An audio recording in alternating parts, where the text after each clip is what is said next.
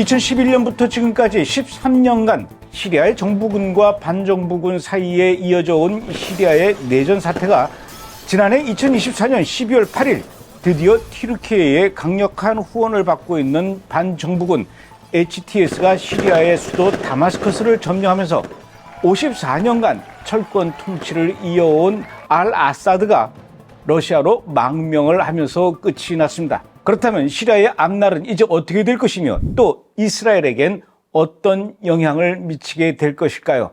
오늘 브레드 포커스에서 자세히 들여다보도록 하겠습니다.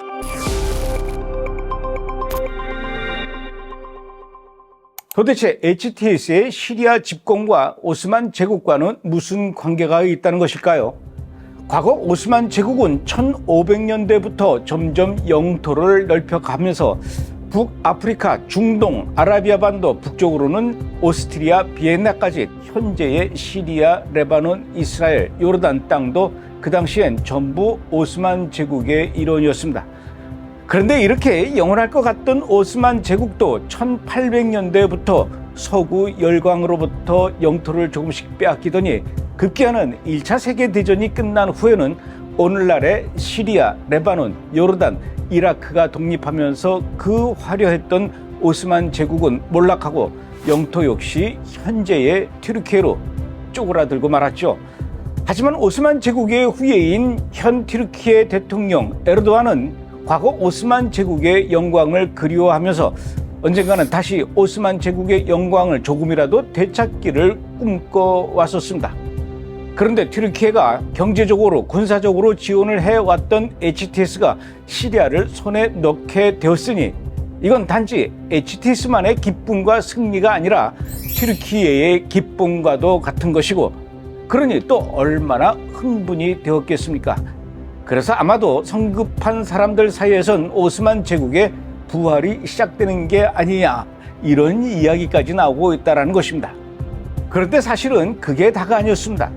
튀르키예가 시리아의 알 아사드 정권의 몰락을 애타게 기다렸던 이유가 HTS가 시리아의 수도를 함락한 후 그로부터 이틀 뒤인 12월 10일 튀르키예에서 발행하는 일간지 튀르키예 투데이에 드디어 그 사실이 밝혀졌습니다. 이날 기사의 제목은 이렇습니다. 카타르 시리아 튀르키예 가스 파이프라인 프로젝트 아사드 축출 이후에 가능할까? 이런 제목이었습니다. 그렇다면 도대체 카타르 시리아 튀르키예 가스 파이프라인 프로젝트란 또 무엇일까요? 카타르는 세계 3위의 천연가스 매장량을 보유한 국가입니다. 그동안 러시아로부터 천연가스를 수입해서 쓰던 유럽연합은 당연히 카타르로부터 천연가스를 수입해 오고 싶어 했고 또 물론 카타르는 천연가스를 유럽연합에 수출해 오고는 있었지만 문제는 운송 경로였습니다. 카타르에서 뽑아낸 천연가스는 액화로 가공한 다음에 이걸 천연 액화가스 LNG라고 하죠. 그런 다음은 이 가스를 배에 실어서 해상으로 운송하는데 이 경로는 호르무즈 해협을 지나서 오만 앞바다와 후티 반군이 지키고 있는 예멘 앞바다를 지나 홍해로 들어가서 수에즈 운하를 거쳐서 튀르키예로 보낸 다음 그곳에서 다시 유럽으로 운송을 해야 하죠. 이 경로는 아라비아 반도를 한 바퀴 끼고 도는 아주 멀고도 먼 경로일 뿐만 아니라 천연가스를 액화로 바꾸는데도 비용이 자그마치 3배나 든다고 합니다. 그래서 카타르는 2009년 100억 달러 우리 돈으로 약 14조 원 정도를 들여서 카타르에서 사우디아라비아를 거쳐서 요르단 그리고 시리아를 지나 튀르키예까지 약 1500km를 파이프로 연결한 다음 천연가스를 액화 상태로 바꾸지 않고 천연가스 상태 그대로 공급하는 프로젝트를 구상하는데 이것이 바로 카타르 튀르키예 연결 파이프라인 프로젝트라는 것입니다. 만약에 이렇게 되면 그동안 해상으로 운송하면서 늘 호르무즈 해협을 지날 때 이란의 해상 봉쇄 같은 위협이나 또 예멘 앞바다를 지날 때 후티 반군의 위협을 피하면서 안정적으로 공급하는 동시에 비용도 3분의 1로 줄어들게 되니 카타르도 좋고 특히 파이프라인이 통과하는 사우디아라비아나 요르단, 시리아 같은 나라는 가만히 앉아서 통과세를 받게 되니 실효성과 안정성만 따져도 굳이 마다할 일이 아니었던 것이죠. 그런데 아쉽게도 이 프로젝트는 2009년도 중단되고 말았습니다. 바로 시리아의 알 아사드가 이 프로젝트를 거부한 것이죠. 시리아는 대체 왜 이 프로젝트를 거부했을까요? 바로 시리아의 동맹국인 러시아와 이란 때문이었습니다. 이 프로젝트가 완성된다면 유럽연합은 당연히 러시아산 천연가스보다도 카타르의 천연가스를 더 선호할 것이고, 그렇게 된다면 세계 가스 시장에서 러시아의 입지는 당연히 줄어들겠죠. 그러니 러시아가 이 프로젝트를 거부할 것이고요. 이란은 그동안 중동 패권을 놓고 미국이나 세계 국제사회로부터 여러 가지 압력을 받게 될 때마다 이란의 앞바다 호르무즈 해협을 봉쇄하고 또 이곳을 통과하는 배들을 향해서 위협을 보이면서 영향력을 행사해 왔었는데, 카타르의 LNG선이 이 해협을 통과하지 않는다면 이란의 입지도 분명히 영향력도 약화될 것이 분명하기 때문에 당연히 이란도 이 프로젝트를 반길 리가 없었습니다. 이러한 상황이 벌어질 것을 두려워한 러시아와 이란은 계속해서 시리아에 압박을 가하면서 카타르의 제안을 거부하도록 요구해 왔었는데, 결국 시리아가 러시아와 이란의 눈치를 보느라 카타르의 이 제안을 거부할 수밖에 없게 된 것입니다. 그러니 사우디아라비아나 요르단 입장에서는 황당했습니다. 특히 엄청난 돈을 벌게 될 줄 알았던 튀르키예 입장에서는 시리아의 알 아사드 대통령의 행동이 그야말로 밉상이었고 눈엣가시와도 같은 존재가 아닐 수가 없었죠. 그런데 시간이 지나면서 러시아와 이란의 상황이 점점 어려워지기 시작합니다. 2022년 2월 28일 우크라이나를 침공하면서 전쟁을 시작한 러시아는 3년이 지나도 끝나질 않고 승리는커녕 오히려 더 깊은 수렁에 빠져들어가고 있지 않습니까? 게다가 이란도 상황은 만만치가 않습니다. 이란의 대리 세력인 하마스가 전멸 직전이죠. 레바논에서 활동하던 헤즈볼라도 역시 거의 전멸 수준입니다. 게다가 이란의 내부 상황도 심각합니다. 이러니 시리아 내전 상황에서 알 아사드의 정부군이 반정부군과 내전을 벌이고 있는데도 러시아나 이란이 시리아 정부군을 도와주지 못했던 것입니다. 그러던 차에 시리아의 반정부군 HTS가 알 아사드를 내몰아 버리겠다고 하니 튀르키예 입장에서는 여간 반가운 일이 아닐 수가 없었죠.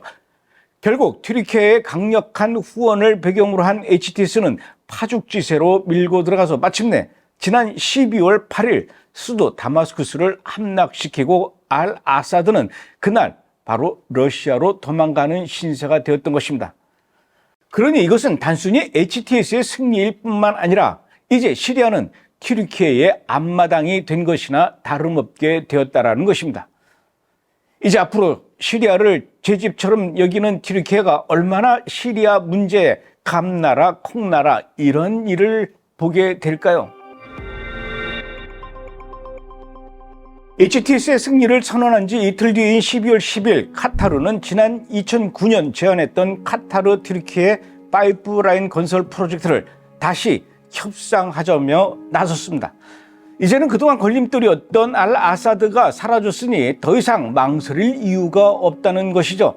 튀르키예 입장에서도 이 파이프라인을 사수하기 위해 HTS를 시리아의 집권 세력으로 인정하고 금융과 또 외교 지원을 적극적으로 하겠다고 나설 모양입니다.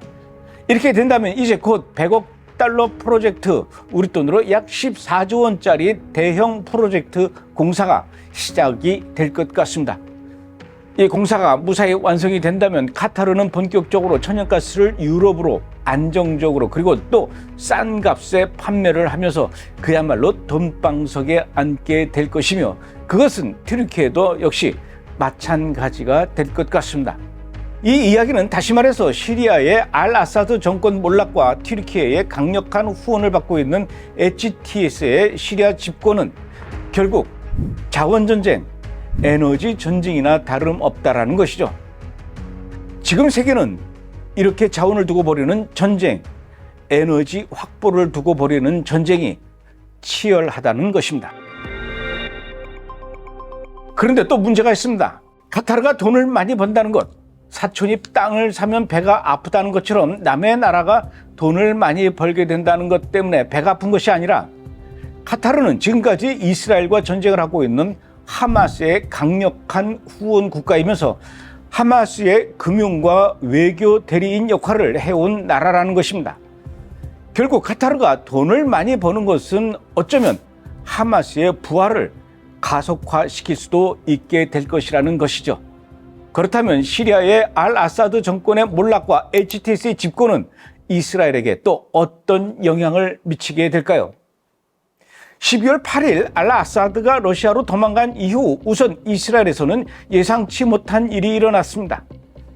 역시 이틀 뒤인 12월 10일 서한 지구의 제닌에서 팔레스타인 자치정부 보안군과 팔레스타인 이슬라믹 지하드가 서로 총격전을 벌이면서 팔레스타인 내부에서 내전이 일어난 것이죠. 그런데 이날 시작된 총격전이 지금 제닌을 시작으로 서한 지구 내 여기저기로 퍼져나갔다는 것입니다.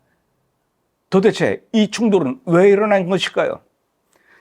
알 아사드 정권의 몰락과 팔레스타인 내부 총격전과는 도대체 어떤 연관이 있다는 것일까요? 여러분들도 잘 알다시피 팔레스타인 내부에는 팔레스타인 자치정부를 이끄는 파타당이 있고 또 주로 가자 지구에서 활동하는 무장 세력 하마스가 있습니다.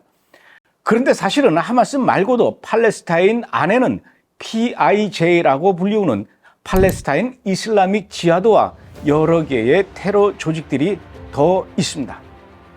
그런데 이 조직들이 서로 팔레스타인 내에서 주도권을 잡으려고 크고 작은 충돌을 벌여왔었죠. 그러던 차에 시리아에서 반군이 알 아사드를 축출해내는 일을 봤습니다. 그렇다면 혹시 팔레스타인 안에서도 팔레스타인 이슬라믹 지하드와 또 다른 테러 조직들이 힘을 모아서 현재 팔레스타인 자치정부 파타당의 수반 무함마드 아바스를 축출할 수도 있는 거 아닌가, 이런 두려움이 생겼고, 그래서 그런 일이 일어나기 전에 먼저 선제적으로 팔레스타인 자치정부 보안군이 팔레스타인 이슬라믹 지하드 요원들을 제압하고 제거하기 위해서 총격전이 벌어졌던 것이죠. 좀 더 한 발자국 더 들어가서 본다면 PIJ는 그동안 시리아의 알 아사드 정권과 아주 우호적인 관계를 맺어왔었고요. 또 실제로 PIJ는 시리아의 야르묵 강 근처 훈련 캠프를 설치하고 헤즈볼라와 함께 활동하기도 했었습니다. 그리고 이스라엘과 헤즈볼라가 전투를 벌일 때에도 PIJ는 헤즈볼라와 한편이 되어서 이스라엘과 싸우기도 했었죠. 그런데 시리아의 알 아사드가 도망가면서 자연스럽게 PIJ도 시리아에서 힘을 잃어가는 것 같으니까 팔레스타인 자치정부 입장에선 보안군을 앞서서 바로 이때를 노려서 제압에 나선 것이고, 그것이 계속해서 충돌로 일어나고 있는 중인 것입니다. 그랬더니 이번에는 미국에서 엉뚱한 반응이 또 나왔습니다. 미국 국무부에서 이스라엘에게 팔레스타인 자치정부를 여러 가지 무기로 지원해 주라는 것이죠. 그동안 이스라엘은 가자지구 하마스와 그리고 헤즈볼라와 전쟁을 치르고 있을 때 미국을 향해서 무기를 빨리 보내달라고 얼마나 요구했었습니까? 그냥 달라는 것도 아니고 제값 주고 제대로 구입을 하겠다라고 했음에도 불구하고 미 국회에서 또 이 부분에 대해서 진작에 허가해 준 것을 희한하게도 미국 정부는 이스라엘로 이 무기들을 보내주지 않았었습니다. 탄약과 방탄모, 그리고 또 방탄조끼, 통신장비, 야간 투시경, 폭탄 해제 장비, 또 장갑차 같은 그런 무기들이었습니다. 이스라엘로서는 무척이나 필요했고 또 급했던 군수 물자들이었는데 미국은 야속하게도 못 들은 척하다가 대선이 끝난 후에 최근에서야 겨우 그 무기들을 이스라엘로 보내줬는데 미국은 그 무기들을 또다시 그대로 팔레스타인 자치정부에게 전달하라는 것입니다. 이스라엘이 뭐 미국의 택배 회사입니까?